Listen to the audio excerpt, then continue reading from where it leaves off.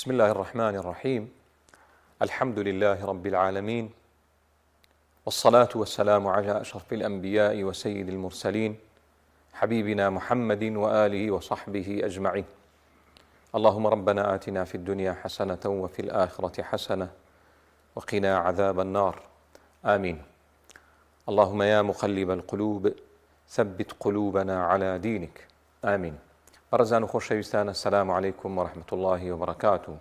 سوپاسی خوای پەروەردگارەکەین کە توانیمان شەوێکی تر لە شەوە پیرۆزەکانی مانجی ڕەمەزان بینە خزمەت ئێوەی ئازیز و خۆشەویست لە بەرنامەی پارشێوی پەیام. خوای پەروەردگار یارمەتی دەرمان بێ کە هەمیشە و بەردەوام لە خێر و خۆشی و تاعەتا بین، دوور بین لە خراپە و گوناه و تاوان و بەڵاو موسیبەت. تەوەر و بابەتی ئەم شەومان کە لە خزمەت ئێوەی ئازیز و خۆشەویستا قسەی لێ بکەین بریتێ لە یەکێتیشی تر لەوانەکانی مانجی ڕەمەزانی پیرۆز کە بریتێ لە وەکوەوترێت چاکسازی و پاکسازی.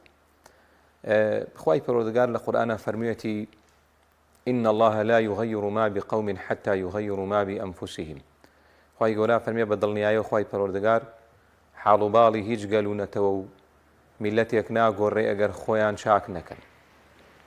دیارە مانجی ڕەمەزان فرسەتێکی باشە بۆ ئێمەی موسڵمان کە بۆ هەموو موسڵمانێک فرسەتێکی باشە بۆ ئەوەی کە مراجعەیەکی باشی خۆی بکە و باشترین چاکسازی و پاکسازیەکە ئینسان بیکا بریتێ لە چاکسازی ناخی خۆی، چاکسازی دڵ و دەرونی کە پێغەمبەری خوا عەلەیهی سەڵات وسەلام لە تەمەنی مبارەکیە زۆر ئەم دوعای کرد: اللهم أصلح قلبي یا أصلح نفسي، بە هەردوو ڕیوایەتەکات. خوای پەروەردگار دڵ و دەروونم چاک بکەی، ناخم چاک بکەی. بۆچی گرنگە ئێمەی موسڵمان گرنگی زۆر و بەردەوام بین بە ناخی خۆمان، بە دڵی خۆمان و بە تایبەت لەو ڕۆژگارێ لەم ڕۆژگارەیە زۆربەی زۆرمان خۆمان بیر چووە مەشغوڵ و سەرقالی خەڵکانی ترین کە بەڕاستی ئینسان زەرەری لێکە. لەبەر چەند شتێک گرنگە ئینسانی موسڵمان بەردەوام چاکسازی لە دڵ و دەرونی خۆیان بکە. یەک، هەمیشە خوای پەروەردگار سەیری دڵ و دەروونمانەکە. پێغەمبەری خوا عەلەیهی سەڵات وسەلام فەرمێ: إن الله تعالى لا ينظر إلى صوركم ولا إلى أجسامكم ولكن ينظر إلى قلوبكم وأعمالكم. خوای پەروەردگار سەیری شکل و شێوەتان ناکە، بەڵکو بەردەوام سەیری دڵتانەکە. هەر کاتێ تۆ تاعەتێکەی، ئێستا هەساوی بۆ پارشێ و دوعاکەی، نوێژەکەی، زیکرێکەکەی، بەرنامەیەک پێشکەشەکەی، خوای گەورە سەیری ناختەکە. بۆچی ئەم کارەکەی؟ دوو، دڵی ئینسان گۆڕانکاری زۆر بەسەرادێ. پێغەمبەری خوا عەلەیهی سەڵات وسەلام فەرمێ: لقلب ابن آدم أشد انقلابا من القدر إذا اجتمعت غليانا. فەرمێ دڵی ئینسان گۆڕانکاری زیاتر بەسەرادێ لەو مەنجەڵەی کە وەکەوترێ قوڵەدا. ها مەنجەڵێک دانی لەسەر ئاگرێک زۆر ئاوا ئەم دیوە و دیوەکە ئەو ئاوەی دێتوە ڕۆ ئاوەش لە مەنی هەرچێ لە ناو مەنجەڵا بێ. ئەفەرمێ دڵی ئینسان لەوە زیاتر گۆڕانکاری بەجەران. بۆیە فەرمێ زوو بڵێن: اللهم يا مقلب القلوب ثبت قلوبنا على دينك. جاری وای کەسێک کە بینی 20 ساڵ موسڵمانی باشە، 30 ساڵ 50 ساڵ لە پڕ دڵێ گۆڕێ. واعلموا أن الله يحول بين المرء وقلبه. خوای گەورە لە قورئانە فەرمێ بزانن کە ئەگەر وریانە بن خوای پەروەردگار دڵتان ئەگۆڕێ. طبعا گۆڕینی خوای پەروەردگار بەهۆی ئەوەیە کە کەسەکە حەزی لە خراپە و گوناه و تاوان بێ. لەبرەوە ئینسانی موسڵمان پێویستە بەردەوام ئەو دوعایە بکا کە پێغەمبەر عەلەیهی سەڵات وسەلام فەرمووی و بە تایبەتی لەو ڕۆژگارەیە بۆی کە ئینسان عاقیبەت خێر بێ.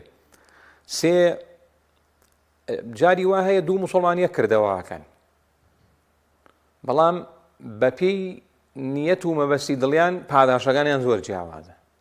پێغەمبەری خوا عەلەیهی سەڵات وسەلام فەرمێ بەندەی موسڵمان کە سڵاوی نوێژ دەداتەوە جاری وا هەیە لە دەیا یەشی بۆ نووسێ، هەیە لە دەیا دوی بۆ نووسێ، هەیە 3 4 5 تا ئەبێتە دەلەدە، هەیە دەلەدەی بۆ نووسرێ لە نوێژەکەیە، هەیە یەشی بۆ نووسرێ، هەر یەک نوێژیشەکە ئەکرێ. ئەوە چی جیاوازی کردن؟ نیەتی دڵیان. ئەڵێن مامۆستا و قوتابیەک دەرسیانە خوێن بەیەکەوە لە دەرگادرە قوتابەکە وتی با دەرگا بکەم. مامۆستا وتی ناخۆمەیکەمەوە. دوایی قوتابەکە پێی سێر بوتی: مامۆستا بڕ ڕەگەر نەدام بیکەم. وتی تۆ کە ویستە دەرگاکە بکەیتەوە نیەتت چی بوو؟ نیەتم هەبوو دەرگایەوە بیکەمەوە. نیەتی چی؟ ئەوانەوتی نا، من چەند نیەتێکم هێناکە لە دەرگادرا. وتم ئەگەر پێویستی بە شتێ بێ بۆی جێبەجێکەم، ئەگەر پرسیارێکی شەرعی بێ جواب بێتەمەوە، ئەگەر شوێنێک نەزانێ ئەیبەم بۆ ئەو شوێنە. پەیوەندیەکانمان وەرگرین. کاکدارە لە عەربەت فەرموو. کاکدارە صاحب فرمو بإمام وساجان إن شاء الله خواه تبارك وتعالى فرمو ما ليك أبو درقاكاني بهشت السلام عليكم ورحمة الله وبركاته. وعليك السلام ورحمة الله وبركاته. يا أخوة دعاك وقبول ما وصاحب بريس خواتك قورا فرمي قسمي كي إيمان ينن ببعض آيات إيمان جنان ببعض آيات أو بن بكافر. بلى لدعايا جوابي هموي برو بإسراحتي خود بس سنگي براوان ودولي شليم عاجز نبي باشا كل قطع عاجز نابيني ما باشا باشا يكم آيات فرمي واعتصموا بحبل الله جميعا ولا تفرقوا. من أما نابين ملم ولاتا حزب إسلامي كان هموي بوبا برقا مزقوتي فلان كسا أبرش وسمير لقى فلان كس بيبي آوابي زلو برقا وآوابي أما تفرقي في ليشين أو آيات كراوة. أنجا آيات يتربان هي أفرمي إن قومي فاتخذوا هذا القرآن مهجورا. أو في غمرة فرمي أم قرآني من خلق بايكوشي كردوا مهجور يعني هجرت بايكوشي كردوا. إما أوليك حديث باسا كين أبي كوش نكين بين بو حديث باسي قرآن كين خلق بخيال ننيرين بو بهش قرآنك ثابتة الرقي لي أقريت شونك قصي بشر ده ساودس ده ماودم هات وخلق كيوتا خياله بابا خيال خلق ننيرين بو بهش. أما برقيت ليش مان هيا أفرمي إن الله لا يغير قوما إلا ما يغير ما بأنفسهم. أما خواهي قورا فرمي قومي خوان نقورن خواهي قورا نايا نقورن كواتا أبي ما موساكاني آيني لفيش عدس كان بو قوران كاريا آيات يتريش مان هيا أقصر ظلم نقرت بيتي بمشوا. أفرمي إن الله لا يهدي قوم الظالمين. خواهي تبارك وتعالى هداية قوم ظالمنا آية ما موساكاني آيني شقريته هلنا قومان. أما خيمن بو إمشو ما وساجان بدلكي فراوان لي مورجرا أجر آخر أبلي بلا ما وساج كم ترخمبون كم ترخمية لا إخوة جورا أجر وريابة تخوا في زبيب فلاور يزمية. وعليك السلام ورحمة الله. دس ودم خوش بيك أقدر الجيان باشا كأقدر ما شاء الله برئاتي خوند وقت شي جار آيات كان بباشين آخر إخوة جورا موفقك إن شاء الله إخوة هداية تدا دس خوش بي. بلى قرآن فرمي فتؤمنون ببعض الكتاب وتكفرون ببعض أو صفة جولكية باوري بهندك لقرآن هبي وباوري بهندك نبي. خواهي قولا فرمي واعتصموا بحبل الله جميعا راستك لواقع مسلمانان برتوازين. أما حالتي شناء آسائية بو مسلمانان نبي ممان براي يكتر بين يكتر مان خوش بي الرقمان لا يكتر نبي أو برنامجي تعيبتي لسركين إن شاء الله مثل برايتي وأوانا. إن قوم اتخذوا هذا القرآن مهجورا طواو إن الله لا يغير ما بقوم خوين مانو إن الله لا يهدي القوم الظالمين.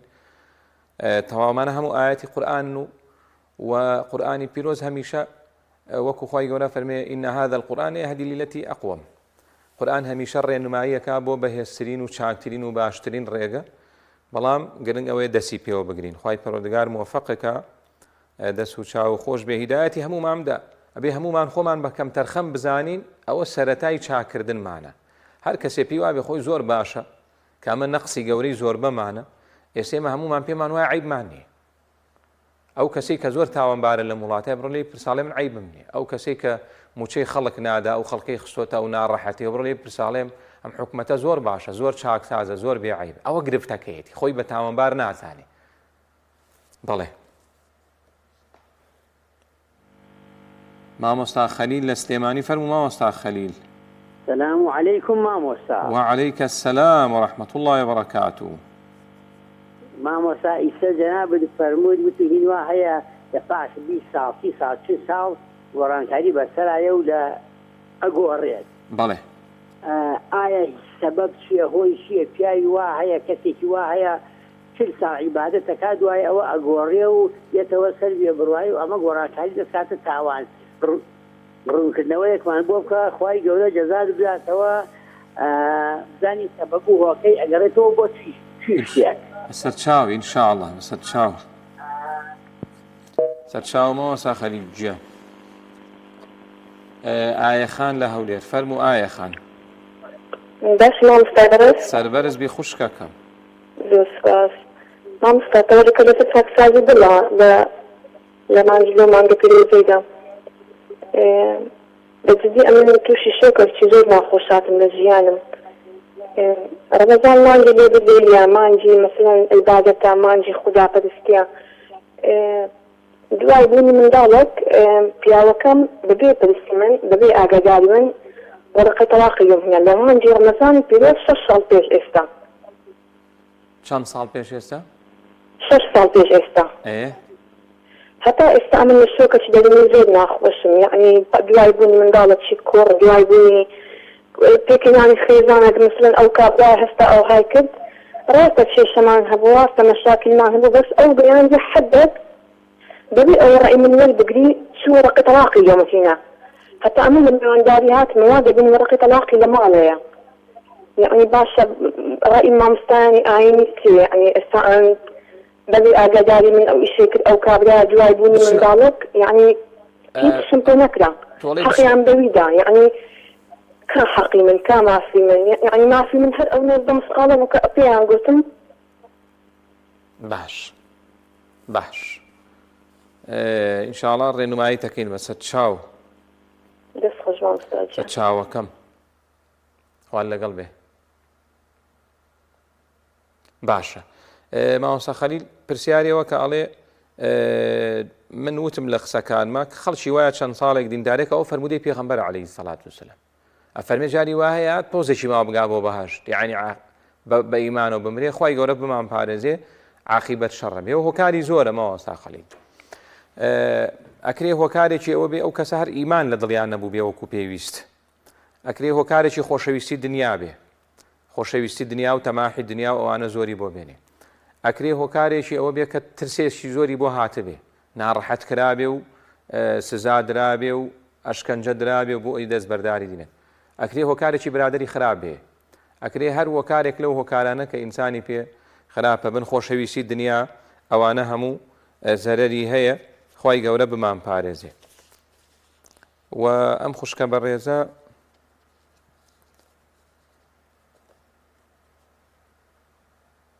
بەهرەخان لە چەمچەماڵ فەرموو خوشکە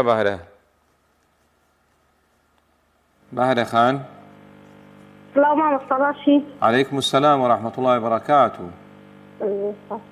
بێزەحمەت مامۆستا ڕاستە ئەڵێن ختمی قورئانە بێ لە ماوەی چەند ڕۆژە بکرێت؟ لە ماوەی چەند ڕۆژە؟ ئینشاڵڵا وەڵام تێمە بەسەر چاو. مامۆستا عەفوو من لە پێش ڕەمەزانەوە یعنی هەنێکم خوێنە بوو بەنیەتەوە یعنی لە ڕەمەزانە ختمەکە تەواو بکەم ئینشاڵڵا، ئیتر نازانم ئەبێت یان نە. باشە ئینشاڵڵا وەڵام تێمە بەسەر چاو. ئینشاڵڵا دەست خۆش خوای گەورە تاعەتان قبوڵ بکە. چاو. ئامین ئینشاڵڵا. خوال لەگەڵ بێ.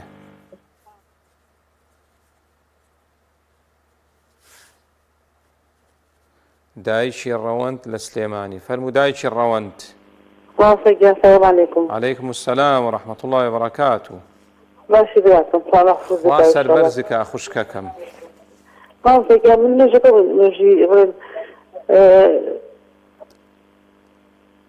سلامك إن شاء الله. چۆن؟ نجي تركم بسركاتك تحيت خذها تحيت يفخن بزحمة.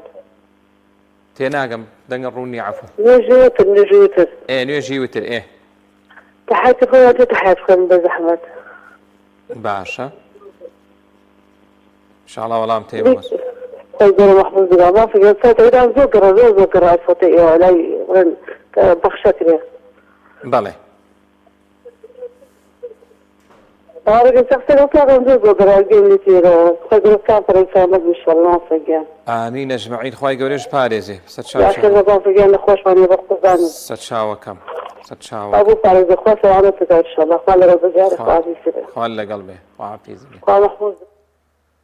خوا قايلي وبي. ئایا خان بە ئەم پەیوەندیش وەرگرم کاک بەرزان لە سلێمانیەوە فەرموو کاک بەرزان فەرموو بەڵێ مامۆستاگیان بەرزان بێسەری لەگەڵایە مامۆستاگیان وەڵی من بەڵێ بەڕێزی ساس دەکەم لە خزمەت داین فەرموو من مامۆستاگیان تەکسیم پێیە ئیشەکەم تەکسیە بەڵام مامۆستاگیان خوای گەورە بتپارێزێ بەڵێ مامۆستا من تقریبا 2 ملیۆن و نیو خەرزارم ئیشەکەشم تەکسیە. باشە ئایا زەکاتم پێشێت؟ ئینشاءڵڵا وەڵام تێمە بەسەر چاو. خوای تەعالا قەرزەکانە بۆ ئاسان کا و کارە بۆ ئاسان کە. باشە مامۆستا گیان بە خزمەتای کا کە بەرزانی گیان چاوەکەم.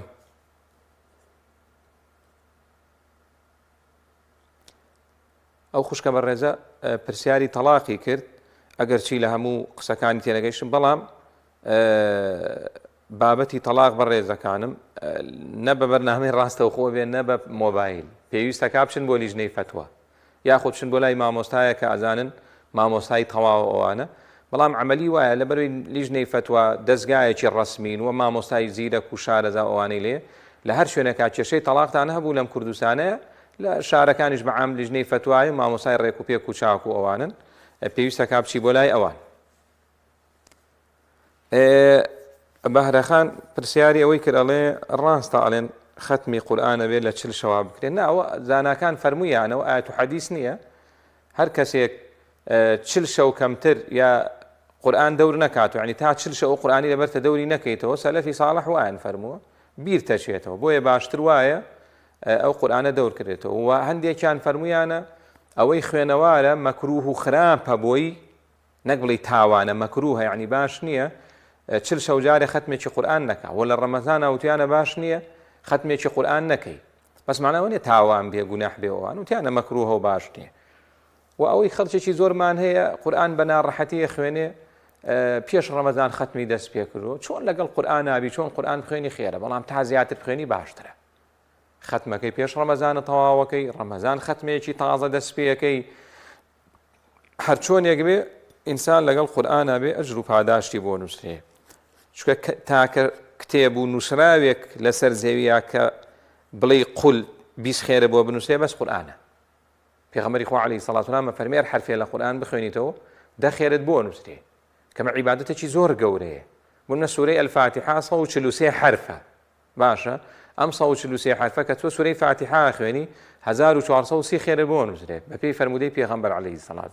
معنای بزانی یان نەیزانی، ئەگەر چی وا باشترە ئینسان معناکەی بزانێ. بۆیە چۆن لەگەڵ قورئان نابی دروستە، زوو ختمکەی درەنگ ختمکەی وی دروستە، بەڵام ئینسان هەوڵدا لە مانجی ڕەمەزانە زۆرترین قورئان بخوێنێ کاتەکانی واز لەشتی سیر و سەمەرە بێنین، زۆرترین کار لە خزمەت قورئان نابین.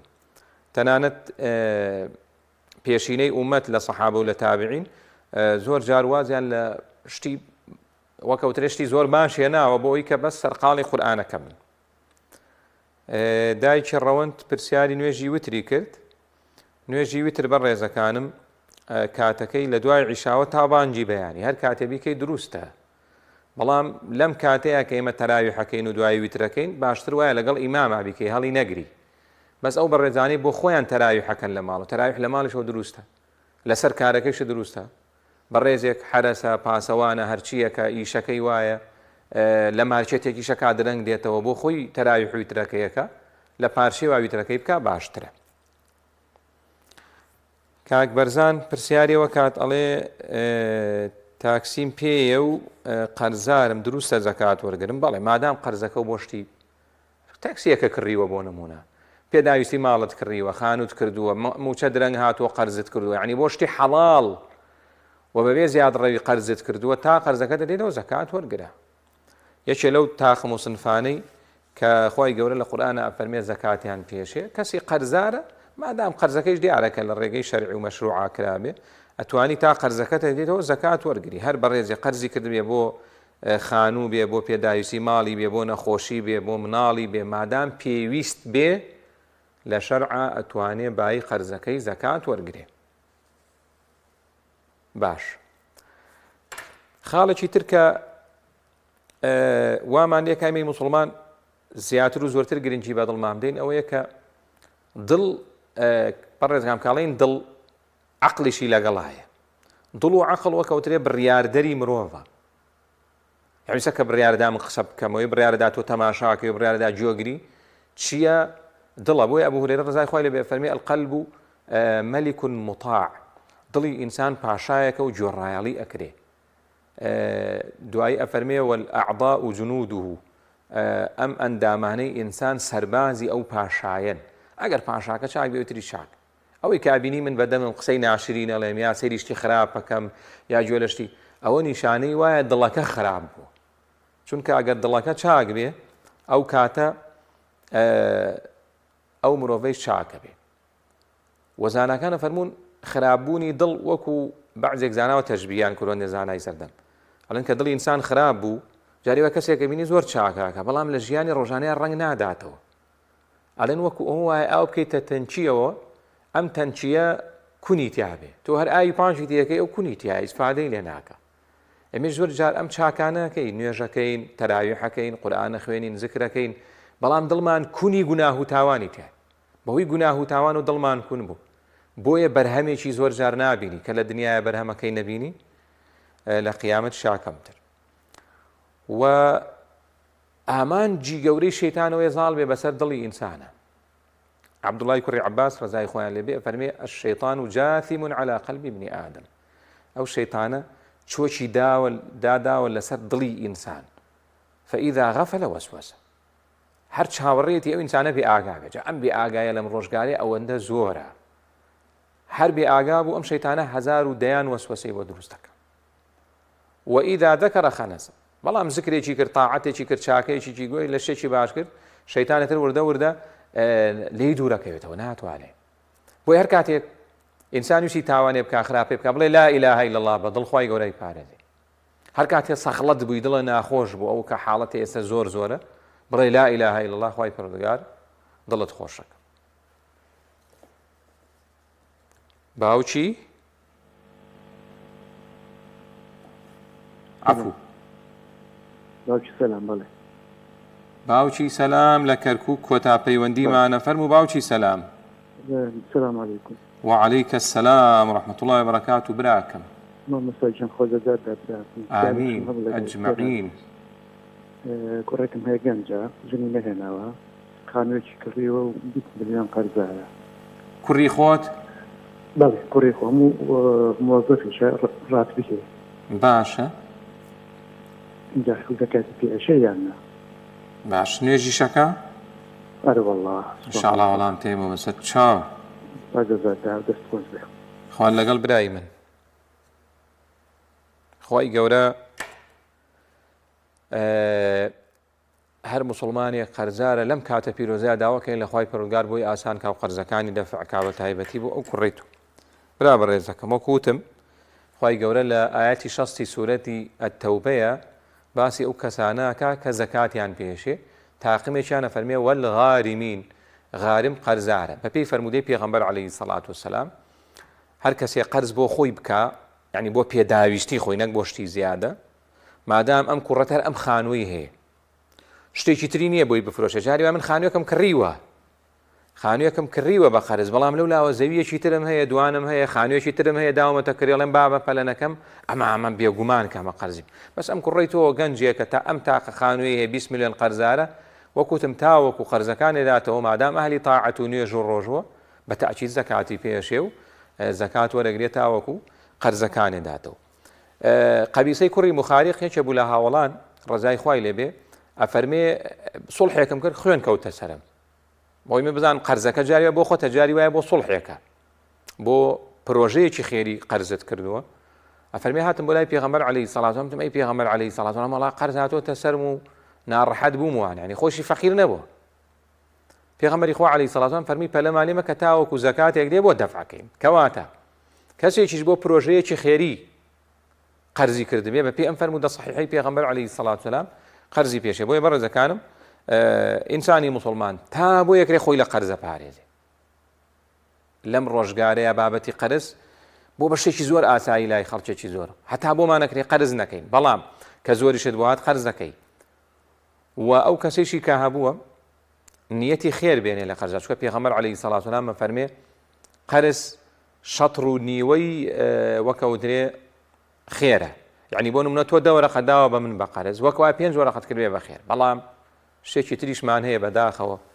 زۆر جارەوانەی قەرزەکەن باش نین لەگەڵ خاوەن قەرزە یعنی من قەرزم کردووە بۆ موسڵمانی هی خۆم یای خەڵکێکی تر لە شەرع قەرزە بێ کاتی هەبێ پێم وتۆ کاکە ئەم قەرزە بۆنم بۆ 5 مانگ 2 ساڵی بەسەرا چۆر جوابم ناداتەوە بۆم نایەنێتەوە بۆ نمونە ئەوش بەڕاستی کارێکی ناشرینە ئەگەر اینجا تەلەفۆن بەسەریا کوژێنێتەوە ئەمجا خۆی لێ ئەشارێتەوە مانە خراپن قەیشێکە قەرزی منە لایە یا من قەرزی تۆم لایە تەلەفۆنێکە بۆ کەمەڵێم بەدەستمەوە نییە خۆ هیچ لێ ناکە ناوکوژێ لەبەرەوە بابەتی قەرز قورسە بۆیە پێغەمبەر ئێمە عەلەیهی سەڵات وسەلام هەموو بەیانی ئەوارەیە فەرمێتی خۆیان لە قەرز بمپارێزی و ئینسانی مسلمان پێویستە دوعا بکە و بە عەمەلیش وابین یعنی تا بۆمان ئەکرێ قەرز نەکەین بەڵام پێداویستێک شتەیە قەرزەکەی دروستە ناشەرعی نییە بۆیە لە شەرعا زەکاتێک کە بۆ مەشروعێکی خێری بۆ بابەتێکی دروست بۆ ئیسراف نەکردن زیادڕەوی نەکردن بۆ خانووی یەکەم بۆ ژنی یەکەم بۆ سەیارەی یەکەم کە ئەمانە پێداویستی یەکەمن بڵێن بۆ ئەمانە قەرزی کردووە هەموو ئەمە لە شەرعا زەکاتی پێشێ مادام کەسەکە خۆی مسلمان و ئەهلی قیبلە بێ لە بابەتی گرنگی دڵە بەڕێزەکانم یەقینمان بێ کە یەقینیشمانە بێ ئەم یەقینە نەبێ ئیمانمان نییە ڕۆژێکە ماچینەوە بەردەستی خوای پەروەردگار ورد و درش پرسیارمان لێکە ڕۆژێکی سەخت و دژوارمان لە پێشەکە ڕۆژی قیامەتە قورئان بە دەیان شێوە باسی ڕۆژی قیامەتەکە لەم ڕۆژەیە ئازان چی بە کەڵکمان دێ خوای گەورە فەرمێ یەومە لا ينفع مال ولا بنون إلا من أتى الله بقلب سليم ڕۆژێک دێ ماڵ و سامان و سەروەت لەگەڵ مناڵەکان تا ئیسفادەی بۆت نییە مەگەر کەسێک دڵێکی ساغی هەبوو بێ دڵی ساغ ئەبێ لە چەند شتێک دڵت پارێزراو بێ دڵی ساغە و دڵەیەکە تەوحیدی تایە و شرکی تیانەیە یعنی بەس خوا پەرستێ غەیری خوای پەروەردگار نا بەس خوای خۆشەوێ غەیری خوای پەروەردگاری خۆش نایە بەس لە خوا ترسێ غەیری خوای پەروەردگار لێی ناترسێ بەس ڕووی کردوەتە یەک زات کە ئەڵڵایە سوبحانەهو وتەعالە قەلبی سەلیمەوەیە تەوحید هەیە و شرکی نییە دوو لە دڵیا خۆشەویستی بۆ سونەتی پێغەمبەرێ عەلەیهی سەڵات وسەلام خۆشەویستی بیدعە و داهێنراوانە لە دڵیان نییە بێت دڵ سەلیمیش بێ لە بیدعە سێ ئەبێ ئەو دڵە ملکەچی فەرمانی خوا بێ و ملکەچی حەز و ئارەزوەکانی خۆی نەبێ یعنی نابێ شەهەواتی تیا بێ ئەو حەز و ئارەزوانە و نەزاڵ نەبێ بەسەرمانە بە ئارەزوی خۆم سەیری حرام کەم و جۆ لە حرام گرم و چی خوا پێن ئەو دڵا بێ ساغ بێ لەو شەهوەتە کە هەموو کەسێک شەهوەتیە بەڵام نابێت زاڵ بێ بەسەر چوار ئەبێ ئەو دڵە ساغ بێ لە غەفڵەت و بێ ئاگایی هەر ئێسەیش هەیە 30 ساڵ تەمەنێتی نازانێت خوای گەورە بۆچی دروستی کردووە هەر نازانێت چیەکە لەم سەر زەویە نازانێت بەرنامێکی نازانێت بۆ چۆچێ ئەم دڵە وەزعی خراپە پێنج ئەبێ ئەو دڵە ساغ بێ لە هەوا و ئارەزوویەک کە یەکلابوونی بۆ خوای پەروەردگاری تیاناڵێ و بەعزێک زانا شەشەمیش زیاد دەکەن ئەوەیە کە ئەو دڵە ئەبێ ساغ بێ لە ڕەوشتە خراپەکان هەر دڵێک گومانی خراپی تیا بوو ڕق لە مسلمانی تیا بوو ئێستا هەیە مسلمانێ وامان لێ هاتووە لەو ڕۆژگارە زۆرمان ئەو ڕقە هەرمە سەیری کەناڵێکەکەم لە بڕی حیزبەکەی خۆم لە بەر یەکسەر ڕقم لەو کەسێ ئەو دڵە نەخۆشە ئەبێ چارەسەر کرێ نابێت ڕقە لە هیچ مسلمانێ بێ ئەم ڕقە لەم ڕۆژگارەیە ئەزان چی پارەی بۆ سەرفەکرێ بۆی من و تۆ ڕقمان لە یەک بێ جا ئەوە پێناسەی وەکەوترێ دڵی ساغ ئەم دڵی ساغە کە زۆرمان پێویست پێیەتی وەکوتم بۆ دنیا و بۆ قیامەت ئەو کەسەی دڵی ساغ بێ هەمیشە ئیسراحەتە یعنی خوای پەروەردگار پێت بەخشێ دڵت ساغ بێ لە حاڵەتی دەرونی لە شەپرزەیی دەرونی لە قەلەق و دوودڵی و دڵە ڕاوچێ و خەفەت خواردنی زۆر بۆ دنیا و بۆ چی و ئەوانە و لەوانە پارێزراوە بی ئەم دڵی ساغە کۆمەڵێک نیشانەی هەیە و وەکوتراوە ڕێگەیش هەیە بۆ گەیشتن پێی بەس خێرا ئاماژە بە نیشانەکانێکم ئەگەر ئەم نیشانانەمان هەبوو وا تا دڵمان ساغە یەکەم دڵی ساغ زۆر پەیوەستە بە خوای گەورەوە سوبحانەهو وتەعالە یعنی زۆر دنیا نەچۆتە دڵیەوە بەڵێ زەکەم کاڵێن دڵیانە بێ مانەوە نێ دەوڵەمەندی سەحابە زۆر دەوڵەمەند بەس دنیا لە دڵیانە نەبوون ڕەزای خۆیان لێ بێ نیشانەی دووەمی دڵی ساغەوەی ڕقی لە مسلمانان نییە هەر کاتێ من ڕقم لە مسلمانێک و لەبەر شتی بەسیت کە ئەوەکە مانەوە من دڵم ساغ نییە کە ئەوە لە زۆربەی زۆر مانە هەیە خوای گەورە بمان پارێزێ سێ دڵی ساغ خاوەنەکەی زۆر ڕەزیلە بەکات و سەخیە بە ماڵ یعنی گوێی لە ماڵ نییە بەس زۆر گوێی لە کاتە هەر کەسێک کات لە لای نرخ و بەهای نەبوو ئەوە ئەبێ مڕاجعەیەکی ئیمانی خۆی بکاتەوە و بە تایبەتی کاتی ڕەمەزان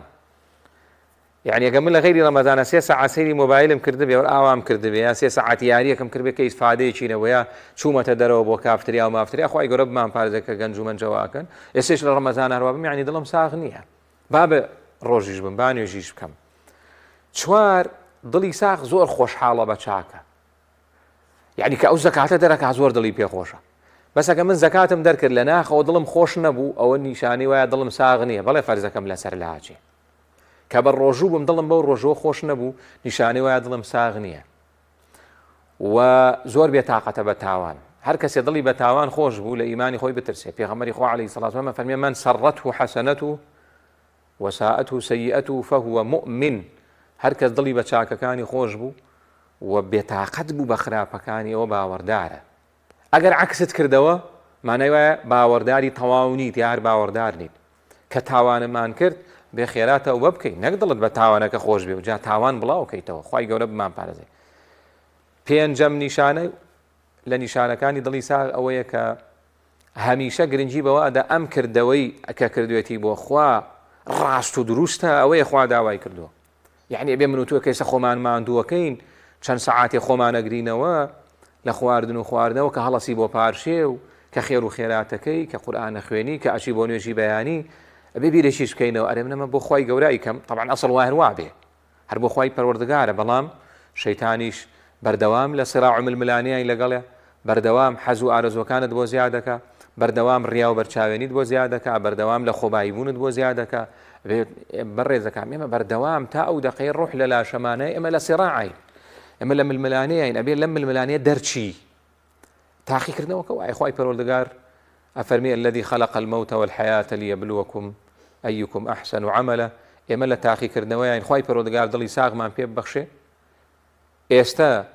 کاتی ئەو پرسیارەیە من و تۆی موسڵمان چی بکەین بۆ ئەوەی دڵمان ساغ بێ ئەوە وەکەوترێ پێویستی بە قسە و باسێکی تایبەتێ إن شاء الله تعالى لە کات و شەوێکی ترە ئەگەر عمری ئەمانەتمان باقی بوو لە خزمەتانە باسێکەین خوای پەروەردگار لێ پاڕینەوە کە دڵی ساغ و سەلیمان پێ بەخشێ یا ڕەبی خوای پەروەردگار لەم کاتە پیرۆزەیە کە کاتی گیرابوونی دوعایە خوای پەروەردگار لێتە پاڕینەوە لێمان خۆش بیا یا رب العالمین خوای پەروەردگار دڵمان خاوێن کەیتەوە بەرامبەر بە هەموو موسڵمانێ ڕقمان لە هیچ موسڵمانێ نەبێ خۆشەویستی خۆت و ئاینەکەت و پێغەمبەرەکەت عەلەیهی سەڵات وسەلام لە دڵ و دەروونمانە جێگیرکە خوای چاکەکانمان لەلا شیرین و خۆشەویستکەی خراپە و گوناه و تاوانمان لەلا قێزەون و ناشرین خوای ئەوەی دڵی ناخۆشە دڵی خۆشکەی ئەوەی دڵی خۆشکە بەردەوامی ئەوەی دڵی خۆشە بەردەوامی پێ بەخشی یا رب العالمین خوای دڵ خۆشمانکەی بە چاکە و بە تاعەت دڵ ناخۆشمان نەکەی بە خراپە و گوناه و تاوان خوای پەروەردگار عاقبەت خێرمانکەی خوای پەروەردگار عاقبەت خێرمانکەی یا رب العالمین بە تایبەت لە دایک و باوکمان خۆش بی لە مامۆستاکانمان خۆش بی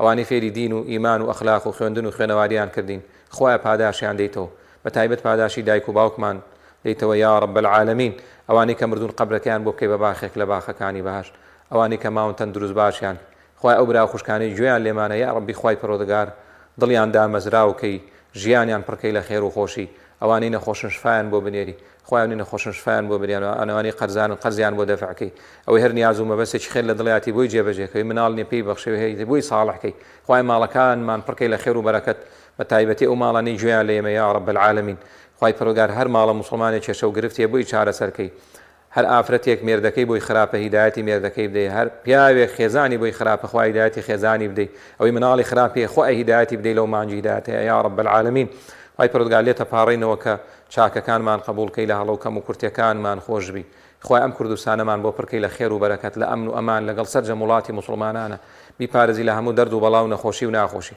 خوای هەر کەس چاکە لەگەڵ ئەم میلەتی کوردەیە خۆ ئەچاکی بۆ بکەی یا رب العالمین هەر کەس خراپە خوای لەو مانجی هیدایەتەیە هیدایەتی بدەی ئەگەر ئەهلی هیدایەت نییە خوای پەروەردگار پشتی بشکێنی زمانی لاڵکەی لە دنیا و لە قیامەتە حەقی ئەو میلەتە مەظلومەی لێسەنی یا رب العالمین خوای هەر کەس وەکارە بۆی دڵی ئەو میلەتە خۆش بێ چاچی بۆ بکەی هەر کەس وەکارە بۆی دڵی ئەم میلەتە ناخۆش بێ هەر کەس وەکارە بۆ دواخستنی موچەی ئەو خەڵکە بۆ بێ بازاڕی خوای هیدایەتی بدەی لە مانجی هیدایەت ئەگەر ئەهلی هیدایەت نییە خوای پەروەردگار لێتە پاڕێنەوە کە حەقی ئەو خەڵکە ڕەش و ڕوتەی لێسەنی ڕیسوای کەی لە دنیا و لە قیامەتە یا رب العالمین ربنا آتنا في الدنيا حسنة وفي الآخرة حسنة وقنا عذاب النار صلى الله على محمد وعلى آله وصحبه أجمعين والسلام عليكم.